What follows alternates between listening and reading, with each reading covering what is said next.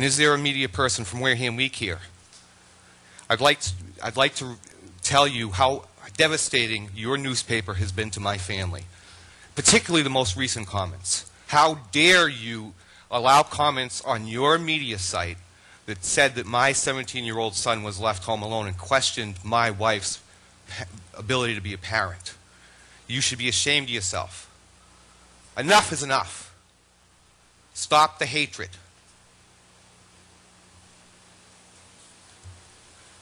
Thank you, Mr. Snyder. Mr. Holmes will continue with the agenda.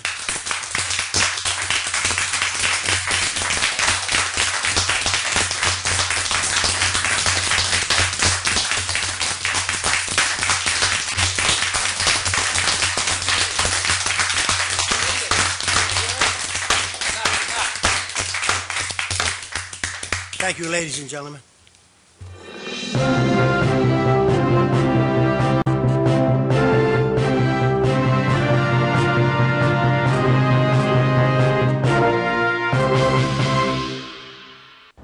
Hello and welcome to this week's edition of In the Soup, the weekly news program from the writers of Wareham Week and WarehamVillageSoup.com. It's Thursday, September 1st, and I'm Jamie Redman. And I'm Cindy Murray. Thank you for joining us. And up top today, of course, we have hurricane coverage. We are still feeling the effects of Tropical Storm Irene. She was downgraded, which is always a good thing. I couldn't she still caused imagine. a bunch of damage. Right, it was our first hurricane, my first hurricane anyway. I couldn't imagine if it was like a real hurricane. Yeah, I know.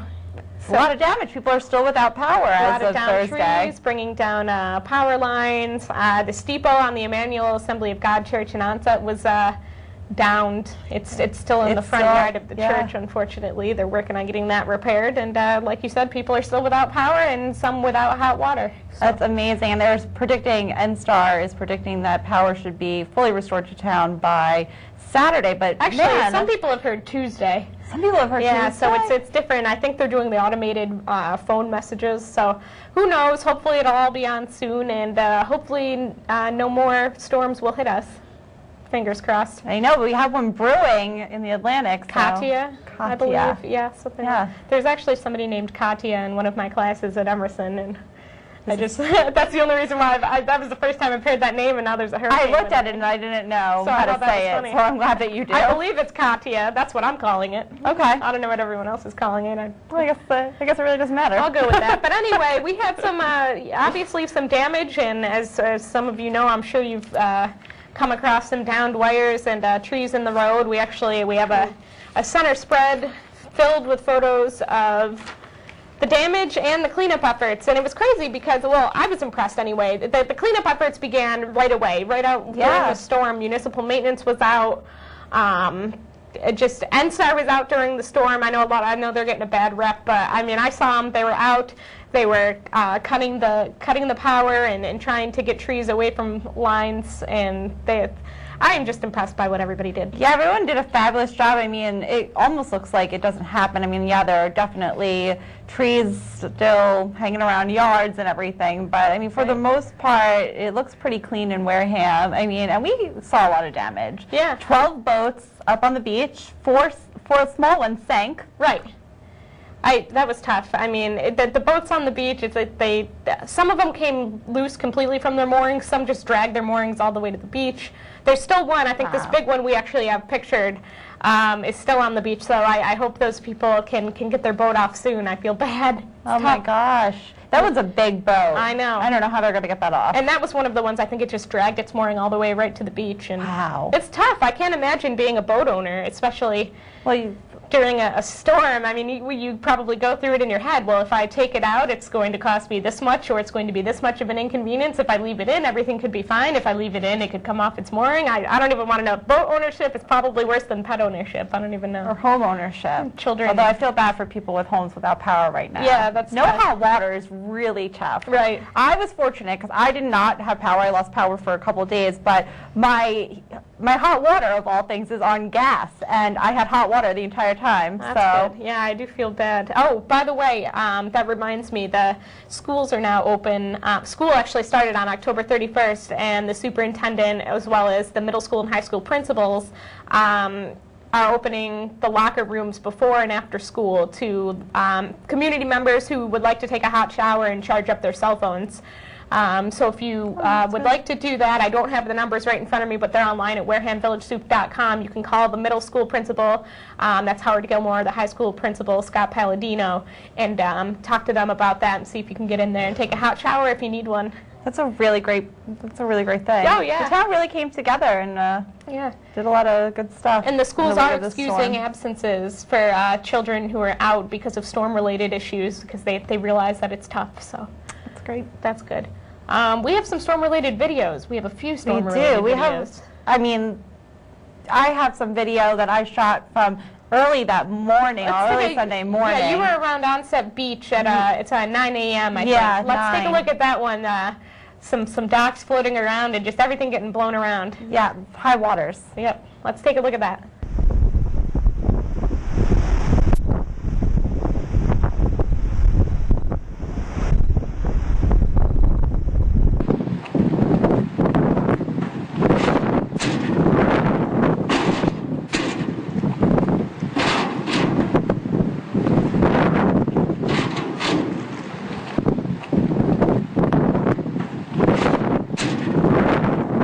Now, the water down there at Onset Beach was I mean, I was shocked by how high the water was, but I mean, we have a photo in the paper of the water up to the beachcomber, and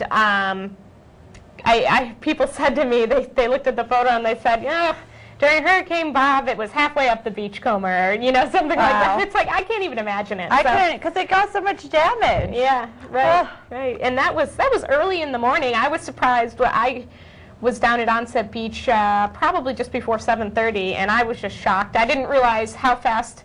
I mean, that was around high tide anyway, and I guess I didn't realize how fast and how high it would be.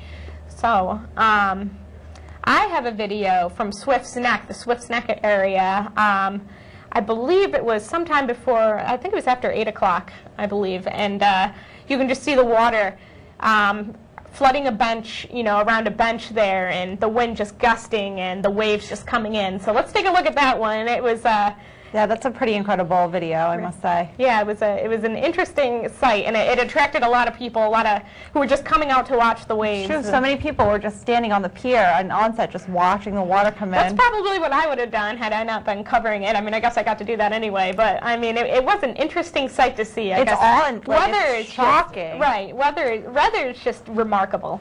But let's take a look at Swift's Neck early Sunday morning.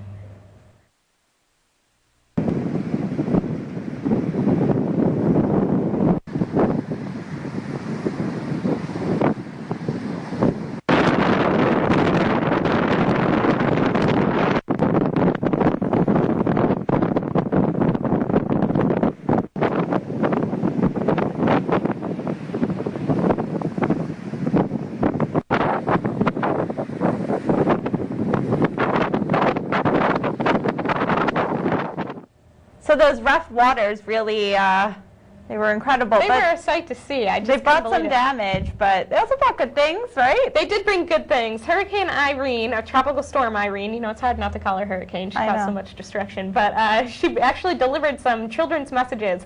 We were down at Stony Point Dike on, it was Monday afternoon.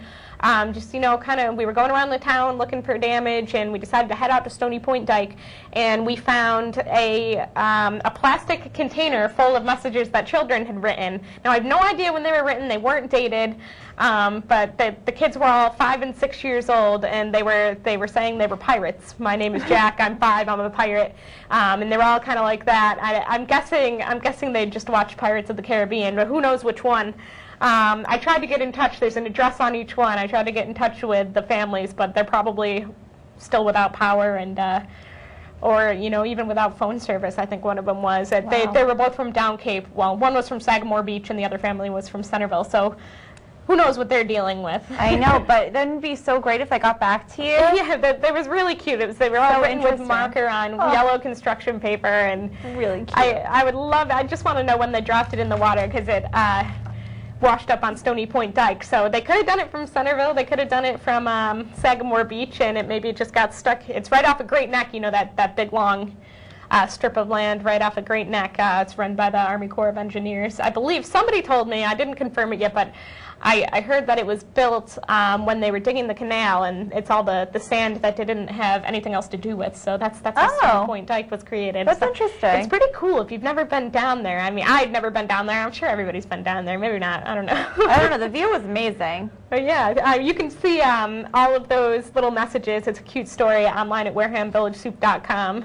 And much, much more. Oh, more photos, video, lots of photos, and don't forget to pick up your copy of Wareham Week. Yes. I'll be saving mine. Yes, this is a collector's edition paper. Because I know, I think photos- it's one of those papers that you pick up and you keep because, you know, you everyone gotta remember. keeps Storm, like epic Storm papers. Yeah, you know, when the Yankees win the World Series. Yeah, I think even I have those. And I'm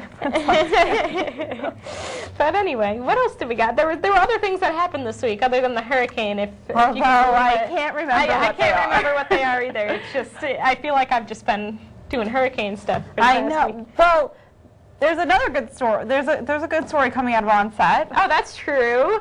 Everybody tell me knows about. Dick Wheeler, Richard Wheeler, an Onset resident. He's 80.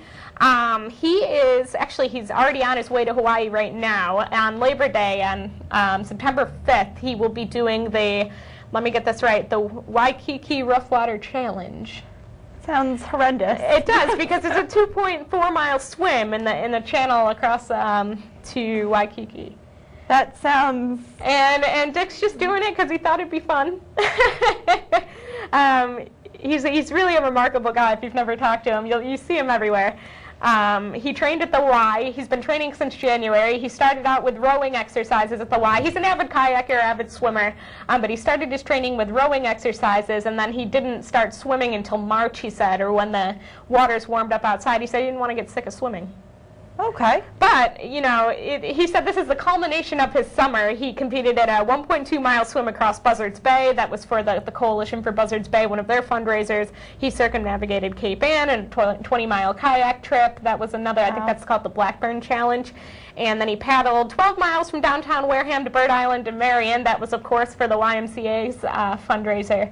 Very recently. Yeah. So this is the culmination of Dick Wheeler's summer, and we wish him the best of luck. It's 80 years old, and he's just gonna do a nice 2-mile rough water swim. That's amazing. I would surely drown. So Yes. Dick, I have the utmost of respect for you. Good luck, and Good luck. we will definitely be hearing from you when you get back. I'm sure we'll Yeah, find out how Dick definitely a did. follow-up story. We'll let you know. Thank you. And what else happened this week? Hurricanes. Hurricanes. It's really the only thing that comes to mind. Well, kids went back to school, like we said, on August 31st. That was grades 1 through 5. But kindergartners go back next week. So last week on Thursday, they did a kickoff to kindergarten rally, and they had some fun little activities down at the band shell with some teachers and some other school employees, so kids could talk to their future classmates, perhaps, and get to know the teachers and just have a good time. There was, a lot of there's pom-poms and megaphones. Well, this is their first year of school, so It's kind of a big deal. that's a really big deal. And they were very cute. So they had that, and they'll start next week, and hopefully they will have a great start. Yeah. Start. I know. Hopefully I was they're always really familiarized excited. now, and they're not. It was tough. Scared. But the event it was on Thursday, and it was a little bit rainy, but it was very cute. The kids had a good time. Well, that's good, because that's one of the scariest parts about starting school is going in and not knowing anyone. or not so knowing what to expect. So Yeah. now at least they know what to expect, and hopefully, it's very cute. best of luck to you in your school adventures. Yep. It's, They'll be in it for another 12 years. and A lot of good stuff going on. a lot of good stuff. Why don't you going tell us about music with Mantis over here? You did a story on our friends here over at WCTV, so I we should definitely did. plug that story. I did. It's They're on page 6. on page 6. It's on Let page me- 6. You just turn the page up. Here we There go. he is. All Here I right. am, Yeah, page tell us 6. about Mantis. Okay, so Mantis, On Stage with Mantis is the show. It was one of the first shows broadcast on WCTV. It started in 2009. They started planning it. My goodness. And the show brings top performers from the region, top musical acts from the region, and the whole studio, you see it now, and we have our cool logo in the back of us, but it changes into this music venue. It's you can't even walk in the studio. There's so much equipment, and Pretty cool. It's amazing. They have the drums and the guitars and all the amps and all that stuff. And last week they had Untrain, right? They're from Martha's Vineyard. Right. One of my Fabulous favorites, I must band. say. I'm a fan of Untrain. Yeah, They're they just do this good. world funk. I have this great quote from this man. We're a funky world jam, ska, reggae, rock stew. And It's a stew that I like. They're good it was people. fabulous. I mean, it was exactly that. It's just a fun time watching them. So it was nice to see that they, put some time in over here at WCTV. And Yeah, I mean, they are, it's a like you show. said, they're Martha's Vineyard based, and they love performing in Massachusetts. They love doing community shows, and they'll be actually playing again in Wareham at the Braveheart Awards ceremony. Wareham Crossing at Wareham this month. Crossing. This Yeah, month, it is later September this month. 1st. Right? Wow, September 1st. Right. So is that all we have this week? What else we got going on? I don't know. Yeah, It's like kind of a slow, I mean, a Well, hurricane. it was a busy week, but it was a busy week with the hurricane. So we hope that you all get your power back if you don't already have it, and stay safe, and make sure you replace those batteries and those flashlights, because you never know when you might need them. Kadia's on her way, maybe. I hope not. Me too. Me too. Thank you for watching In the Soup. We're here every week on, we're definitely aired on Tuesdays, and then Tuesdays. whenever else they feel like airing us. So, hey, you might see Thanks. our smiling faces more You never often. know. Hey, You whatever. never know when we'll show up. But anyway, thank you for watching, and we will be here again next week. Take care. Bye.